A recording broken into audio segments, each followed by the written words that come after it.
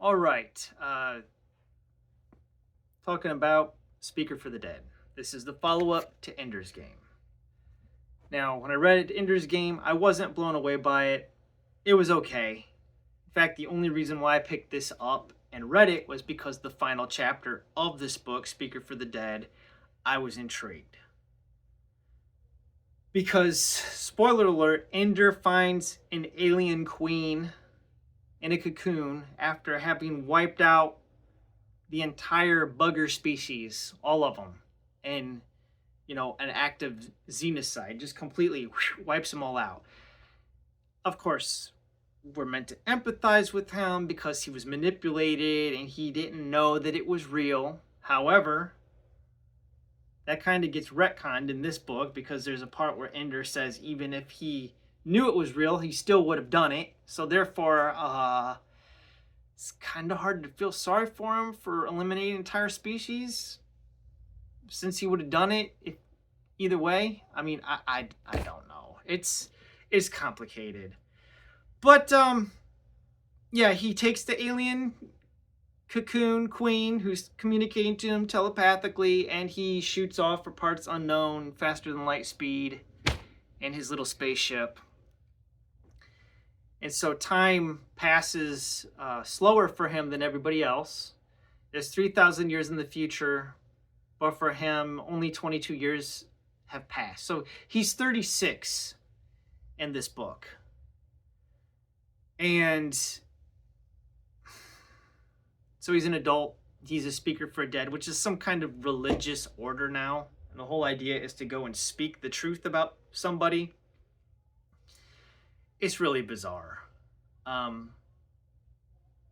We have a colony in this book that's on a planet called Lusitania, which is a Roman Catholic colony that is founded not just by Roman Catholics, but they're Portuguese. So they all have weird names like Pipo and Libo. And there's a lot of Portuguese speaking in it. And for me, the names all sound so similar, it's hard for me to tell them apart. A lot of them. But the most important of the characters in here is Novena. Okay? Who, yeah, I don't like her. We're supposed to empathize with her basically because Orson Scott Card tells us we're supposed to. And I don't like being told how I'm supposed to feel. I like to make me feel empathy for this character. Don't tell me I'm supposed to empathize with them. And that's mainly one of my big problems with this book. But anyways, this colony, this Roman Catholic colony, they are on this planet, but they're with another sentient alien race called the Porcanos, which they call piggies because they look like pigs. So they're sentient pig people. Who cut people up and turn them into trees. Yeah, it's bizarre. Look, I thought that what we were going to get in this was maybe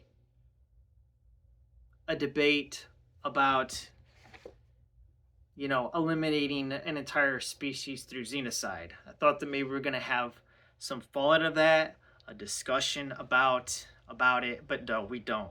We just get a bunch of people that think that Ender Wiggin is like the worst human being in history.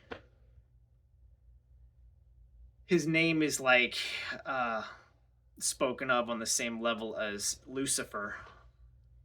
All the people that were responsible for the act of xenocide, Mazer Rackham and the folks that ran the battle school in the first book, they don't get their comeuppance. I mean, they're all dead and gone. We just jumped 3,000 years into the future.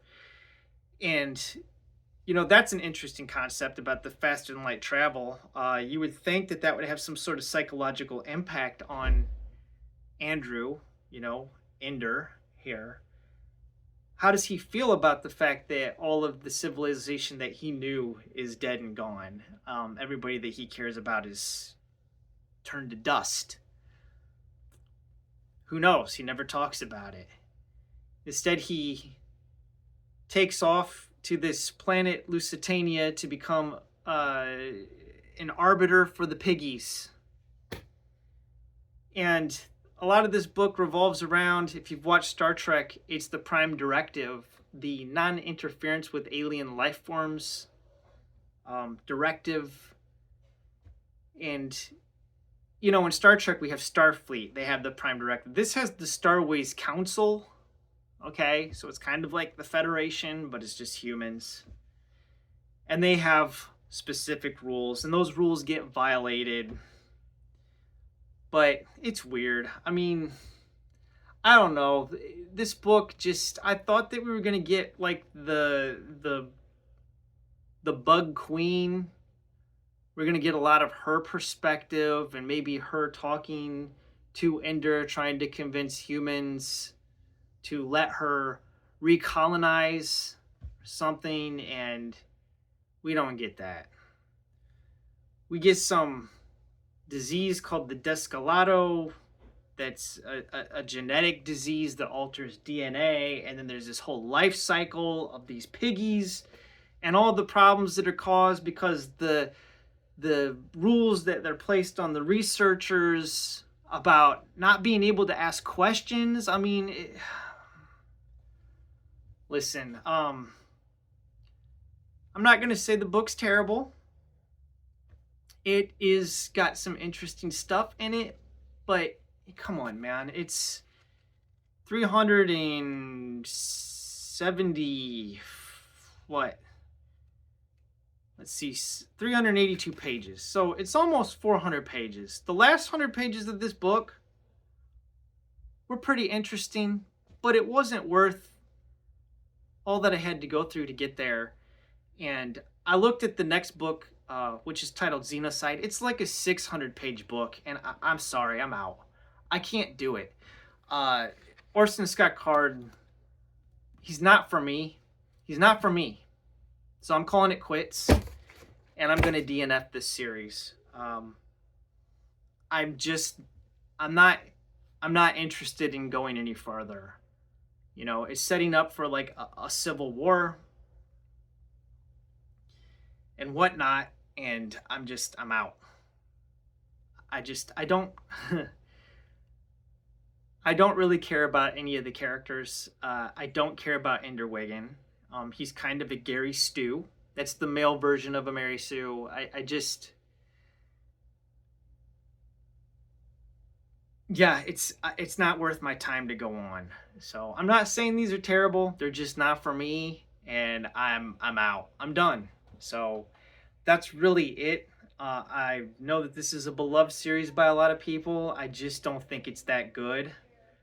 I just don't think it's that good. I think that after watching, you know, how many seasons of Star Trek?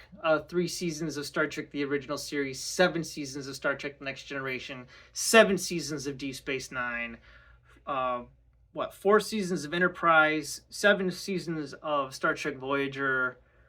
That's a lot of Star Trek, and we've had a lot of Prime Directive episodes that have dealt with, you know, the implications of screwing with the undeveloped alien cultures in Star Trek. And I think there's a lot of them that have done this whole non-interference policy a lot better. And I don't, I'm out. All right, that's it. I didn't shred it to pieces. I was good. I didn't tear it apart. I didn't rant. Okay? I'm just going to leave it there. This is your favorite book series. God bless you. It's just not for me. Anyways, thanks for watching, and have a nice day.